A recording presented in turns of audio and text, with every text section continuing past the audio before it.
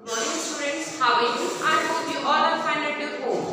Today we read lesson number 5 of the geography. आज हम लोग पढ़ रहे हैं चैप्टर का ज्योग्राफी का चैप्टर नंबर 5 जिसका नाम है इंडस्ट्री। प्रीवियस 2 वीडियो में मैंने आप लोगों को इसके बारे में काफी कुछ बता दिया था, इसलिए मैं प्रीवियस इतना रिवाइज नहीं करूंगी। फिर भी मैं थोड़ा सा आपको बता दूं क्योंकि हम लोगों ने इंडस्ट्रियल सिस्टम को पूरा अच्छे से समझ लिया था। And industrial region, what are the industrial region, तो we are understand okay in the previous video। अब आज हम लोग पढ़ रहे हैं कि यहाँ पर distribution of major industries, distribution of major industries को मैं आपको एक अच्छे से explain कर देती हूँ। यहाँ पर आ जाइए पेज नंबर 52 पे। The world's major industries are the iron and steel industries। भाई जो आपको बताया था जो large scale पर industry 2 टाइप्स की थी, एक तो small industry थी, एक कौन सी थी large industry थी। तो जो स्मॉल इंडस्ट्रीज थी उसका तो एक क्राइटेरिया फिक्स होता है कि वो एक कॉटेज में या किसी घर में या छोटे लैंड पर की जाती है, लेकिन जो लार्ज स्केल पर इंडस्ट्रीज था उसी में आता था कौन सा, स्टील और आयरन इंडस्ट्रीज। तो the world's major industries, underline कर लीजिए कि वर्ल्ड की मेजर इंडस्ट्रीज जो है वो कौन सी है, आयरन एंड स्टील इंडस्ट्रीज है। Okay, the textile industry and the information technology industry, इसको अंडरलाइन कर लीजिए। तो अगर आपके क्वेश्चन बनकर आता है what are the world's major industries, तो नेम लिख देंगे आप सबसे पहले तो आयरन एंड स्टील इंडस्ट्रीज, ठीक है। सेकंड पे आप लिखेंगे टेक्सटाइल, ओके। देन थर्ड पे आप लिखेंगे इंफॉर्मेशन, मैं शॉर्ट में लिख रही हूँ समझ लेना, इंफॉर्मेशन टेक्नोलॉजी इंडस्ट्री। और इसके बाद में आ जाता है हमारा टेक्नोलॉजी, ये सारी बातें आ गई।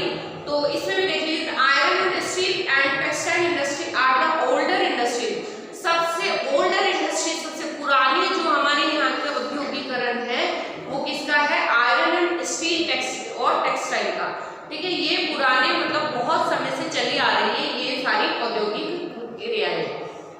While information technology is the imagining industry, जो हमारी इंफॉर्मेशन टेक्नोलॉजी है ये हमारी नई टेक्नोलॉजी या नई इंडस्ट्री कहलाती है। अब इंफॉर्मेशन टेक्नोलॉजी का मतलब क्या है बच्चों, यहाँ पर देखिए इंफॉर्मेशन टेक्नोलॉजी का मतलब है कि एक कंपनी जो मान लीजिए यूएसए में सिचुएटेड है और यहाँ पर वो अपना एज अ बिजनेस यहाँ पर भी उसको क्या करना चाहती है, स्टैबल करना चाहती है। तो ऐसा तो पॉसिबल नहीं है कि यूएसए के जितने भी एम्प्लॉय है डेली इंडिया में अगर अप डाउन करेंगे, नॉट पॉसिबल। तो इसके लिए क्या करते हैं वो लोग जैसे कि किसी भी मीडिया के थ्रू, कम्युनिकेशन के थ्रू जो अपनी इंडस्ट्री को अपने अलग अलग कंट्रीज में सिचुएटेड करते हैं, सेटल्ड करते हैं, they are called information technology. इसके अलावा देखिए आजकल क्या होता है इंफॉर्मेशन टेक्नोलॉजी में, अभी आप लोग क्या कर रहे हैं, अभी आप लोग स्कूल नहीं आते तो ये क्या है, आप लोग फोन से अपनी स्टडी कर रहे हैं, तो हम लोग आपस में मिल नहीं पा रहे लेकिन फिर भी वी आर अटैच्ड। तो ये क्या है, इंफॉर्मेशन टेक्नोलॉजी है। इसमें क्या कर रहे हैं कि हम आप लोगों को दिखाई दे रहे हैं, मैं आपको स्टडी करवा रही हूँ बोर्ड पे, तो मैं इमेजिन क्या कर रही हूँ कि आप मेरे सामने बैठे है ना, क्योंकि एक इंफॉर्मेशन टेक्नोलॉजी है, ये एक न्यू टेक्नोलॉजी होती है। इसमें क्या होता है कि as a communication, as a हम लोग फोन टेक्नोलॉजी क्या करते हैं, एक दूसरे से अटैच रहते हैं। तो ये क्या है, ये एक न्यू जो है टेक्नोलॉजी इंडस्ट्री कहलाती है। The countries in which iron and steel industry is located, अब यहाँ कहाँ पर सिचुएटेड है ये अंडरलाइन कीजिए कि जो आयरन और स्टील इंडस्ट्रीज है वो Germany, USA, China, Japan and Russia में सिचुएटेड है। इसके अलावा जो टेक्सटाइल इंडस्ट्रीज है उसको देखिए वो कहाँ पर है, इंडिया में Hong Kong, South Korea, Japan and Taiwan. ये आपके ऑब्जेक्टिव में या टिक द करेक्ट में क्वेश्चन बनकर आते हैं, तो it is important. The major hub of the information technology industry are the Silicon Valley of central California and the Bangalore region in India. अब जो ये न्यू वाली जो टेक्नोलॉजी वाला जो इंफॉर्मेशन टेक्नोलॉजी का जो मैंने आपको बताया फील्ड जो है, इसमें सबसे आगे हमारे विश्व में सिलिकॉन वैली जो सेंट्रल कैलिफोर्निया में है वो, और हमारे इंडिया में बैंगलोर सबसे आगे है। अब बैंगलोर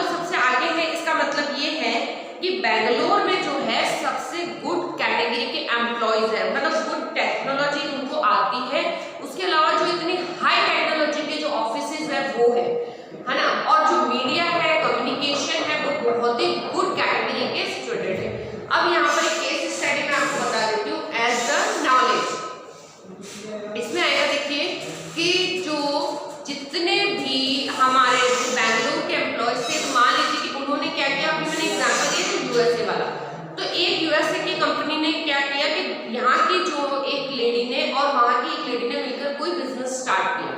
अब बिजनेस या ऑफिस सॉफ्टवेयर इंजीनियरिंग का ऑफिस स्टार्ट किया। तो यहाँ पर क्या होगा कि वहाँ पर जब क्या होगा, डे होगा, तो हमारे यहाँ नाइट होती है और हमारे यहाँ नाइट होती है, तब वहाँ पर क्या होता है, डे होता है।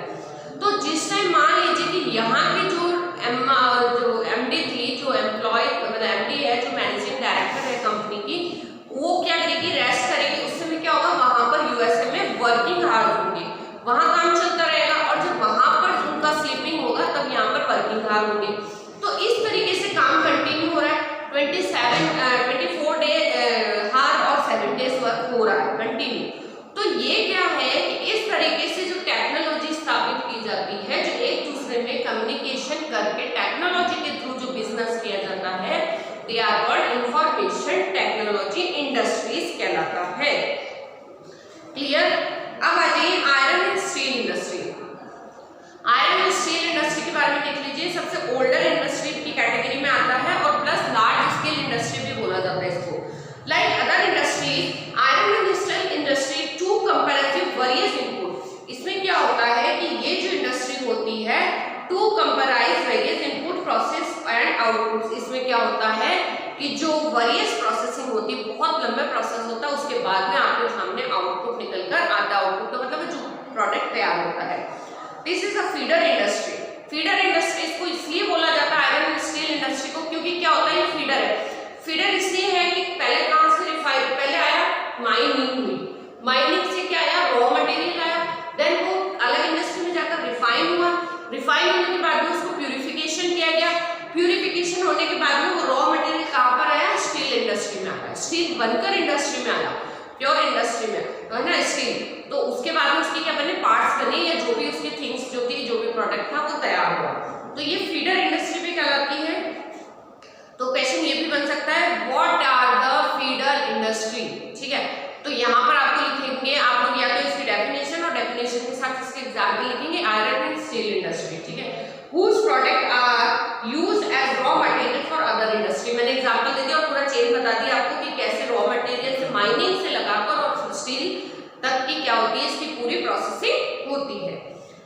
The input for the industry include raw materials such as iron, coal and limestone along with labor, capital, site and other infrastructure। अब इसमें inputs कौन कौन से होते हैं देखिए, include raw materials। सबसे पहले raw material हो गया माइनिंग वाला, such as iron ore, इसमें क्या होता है, लोएस्ट हो सकते हैं, कोयला हो सकता है, लाइमस्टोन हो सकता है, चूना पत्थर, along with labor। उसके बाद में ये वर्क करेगा कौन, लेबर्स करते हैं, labours and capital, site and other infrastructure. तो ये सारे क्या हो गए, इसके इनपुट्स हो गए, और आउटपुट क्या हो गया, आपका जो पार्ट बनकर बाहर निकला। The process of converting iron ore into steel involves many stages. और ये वर्क कितने होता है, मैनी स्टेजेस में होता है। वही वाली बात आ गई ना कि मैं बार-बार बता रही हूँ आप लोगों को, चेन सिस्टम होता है। The raw material is put in the blast furnace where it the undergoes smelting, है ना। सबसे पहले क्या हुआ कि जहां से माइनिंग होकर आया वो किसमें गया, स्मेल्ट हुआ, पिघलाया गया, इट इज द रिफाइन। उसके बाद रिफाइन हुआ, the output obtain steel which may be the used other industry raw material. उसके बाद क्या बना, वो स्टील बना, और स्टील बनकर अदर इंडस्ट्रीज में गया और वहां पर उसको शेप देकर या जो भी चीज बनानी थी वो बनाई गई। अब अच्छे से क्लियर हो चुका होगा शायद तक, है ना। अब यहाँ पर देखिए कि एक आपको डायग्राम में दे रखा है, 8 टन जो था कोयला था, then 4 tonne of the iron ore, 1 tonne of the limestone, ये सारा मिला के 1 टन क्या बन गया, आपके स्टील रेडी हो गया है। Steel is tough and can easily B shaped. क्या होता है, ये एक टफ जो है मेटल है और इसको शेप दे सकते हैं। कट और मेड इनटू द वायर, इसको काट कर क्या बनाए जाते हैं, वायर्स बनते हैं। Special alloys of steel can be made by the adding small amounts of other metals. अब यहाँ पर एक वर्ड है स्पेशल एलॉयज। एलॉयज का मतलब होता है दो धातुओं को मिलाकर, दो धातुओं को मिलाकर जो चीजें बनाई जाती है उससे बोला जाता है एलॉय। तो special alloy of steel can be made by adding small amount of other metal such as aluminium. अब इसको क्या है कि दो धातुओं को मिलाकर, मतलब कुछ मात्रा में स्टील के साथ में जो है मिलाकर एल्युमिनियम, निकल, कॉपर ये सब तैयार किया जाता है। Alloy give steel unusual hardness, toughness और एबिलिटी टू रेसिस्ट रस्ट। इसके अलावा जो है इसमें और चीजें मिलाकर इसको हार्ड भी बना सकते हैं, एबिलिटी टू रेसिस्ट रस्ट, इसको मतलब तोड़ा मरोड़ा जा सकता है और किसी भी शेप में इसको ढाला जा सकता है। Steel is often called the backbone of modern industry, और ये क्या है, हमारे एक औद्योगिकरण की रीढ़ की हड्डी कहलाता है ये बिजनेस। ये इंडस्ट्री जो है, ये उद्योग जो है, स्टील उद्योग हमारे यहाँ पर मॉडर्न इंडस्ट्री का क्या है, एक तरह से बैकबोन है।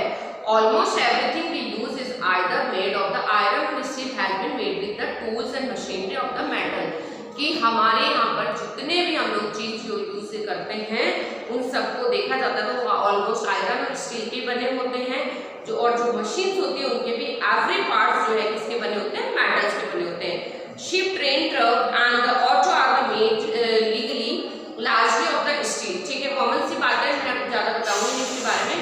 Even the safety pin is the needle of you are the made from steel. वही बात होगी कि सुई टेप, मतलब आप लोगों के घर में सेफ्टी पिन और सुई से लगाकर जो चीजें होती है वो भी कहाँ किसकी बनती है, स्टील की ही बनाई जाती है।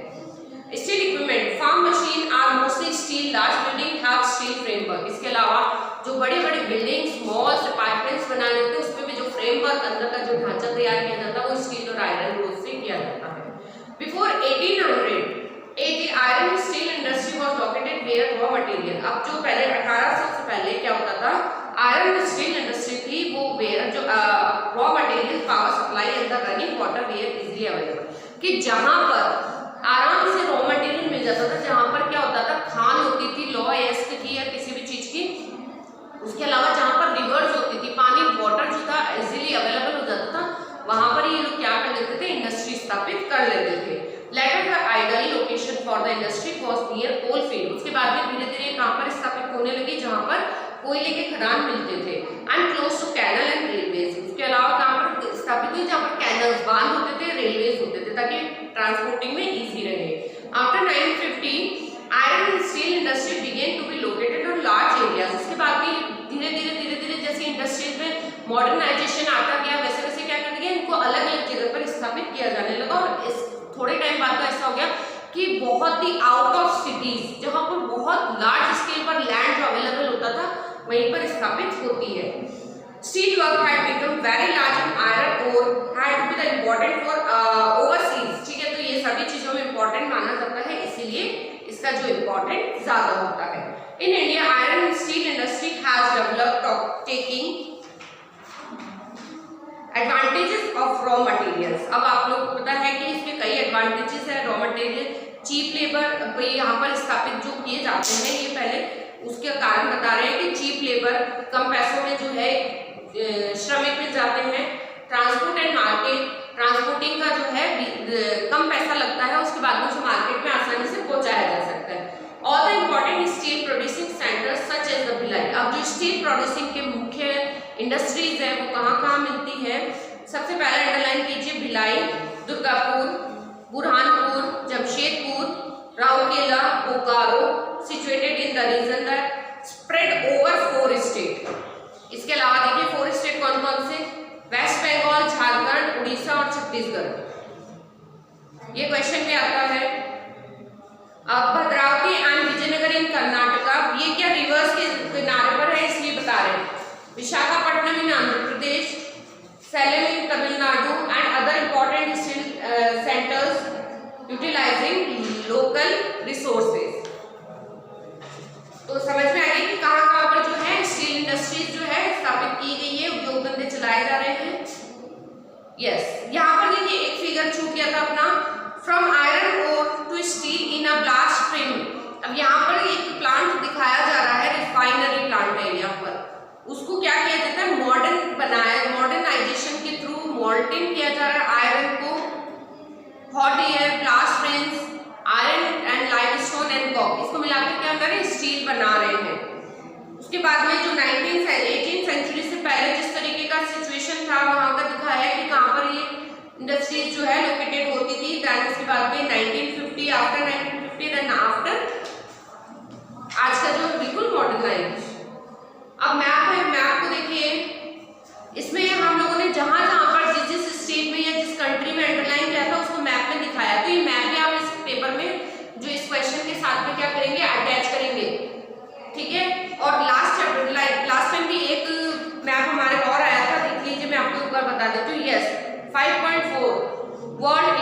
इंडस्ट्रियल रीजन्स, कहाँ पर जो है इंडस्ट्रीज जो हमारे वर्ल्ड में है। तो ये दोनों मैप आप क्या करेंगे, इसके साथ में अटैच करेंगे। अब हम लोग नेक्स्ट पॉइंट हमारा आता है Tata iron and steel company. Yes, इसे देख लेते हैं, जमशेदपुर में है। Before 1947 there was only one iron and steel plant in the country. पहले 1947 से जो पहले की बात हो रही है, वहां पर केवल एक ही हमारा स्टील प्लांट था। उसका नाम क्या था, अंडरलाइन कीजिए, Tata iron steel company limited. Year भी पूछेंगे क्वेश्चन में। It was privately and owned, ये पहले प्राइवेट सेक्टर का ही था, किसी ने पर्सनल जो टाटा थे उन्होंने लगाया था। After independence the government took the invited and set up several iron steel plant. उसके बाद में जो है 1947 फ्रीडम के बाद में गवर्नमेंट ने बहुत से जो है प्लांट लगाए।